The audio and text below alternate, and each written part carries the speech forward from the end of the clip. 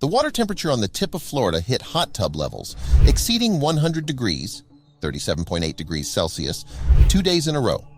And meteorologists say that could potentially be the hottest seawater ever measured, although there are some issues with the reading. Just 26 miles, 40 kilometers away, scientists saw devastating effects from prolonged hot water surrounding Florida. Devastating coral bleaching and even some death in what had been one of the Florida Keys' most resilient reefs. Climate change has been setting temperature records across the globe this month.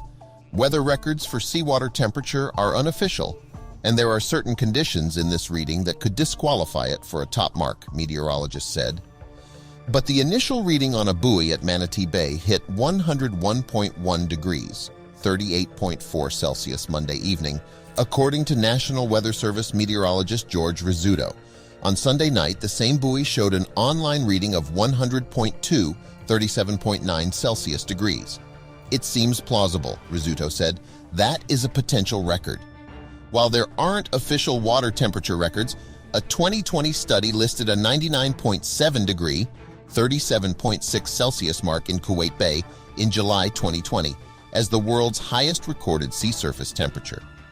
Rizzuto said a new record from Florida is plausible because nearby buoys measured in the 98 and 99, 36.7 and 37.2 Celsius degree range.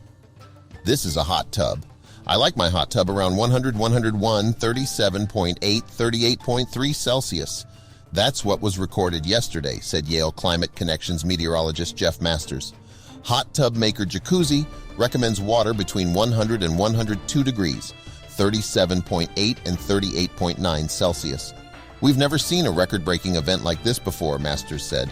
But he and University of Miami tropical meteorologist Brian McNulty said, while the hot temperatures fit with what's happening around Florida, it may not be accepted as a record because the area is shallow, has seagrasses in it, and may be influenced by warm land in the nearby Everglades National Park. Still, McNulty said, it's amazing. The fact that two 100-degree measurements were taken in consecutive days gives credence to the readings, McNulty said.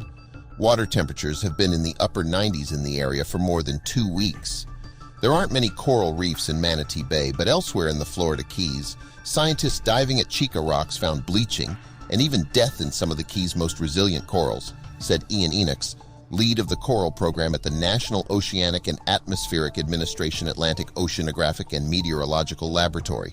NOAA researcher Andrew Ibarra, who took his kayak to the area because of the hot water, said, I found that the entire reef was bleached out. Every single coral colony was exhibiting some form of paling, partial bleaching or full-out bleaching. Some coral even had died, he said. This is on top of bleaching seen last week by the University of Miami, as NOAA increased the level of alert for coral problems earlier this month. Until the 1980s, coral bleaching was mostly unheard of around the globe, yet now we've reached the point where it's become routine, Enoch said. Bleaching, which doesn't kill coral but weakens it and could lead to death, occurs when water temperatures pass the upper 80s, low 30s Celsius, Enoch said. This is more earlier than we have ever seen, Enoch said. I'm nervous by how early this is occurring. This all comes as sea surface temperatures worldwide have broken monthly records for heat in April, May, and June, according to NOAA. And temperatures in the North Atlantic are off the charts, as much as 9 to 11 degrees, 5 to 6 degrees Celsius, warmer than normal in some spots near Newfoundland, McNulty said.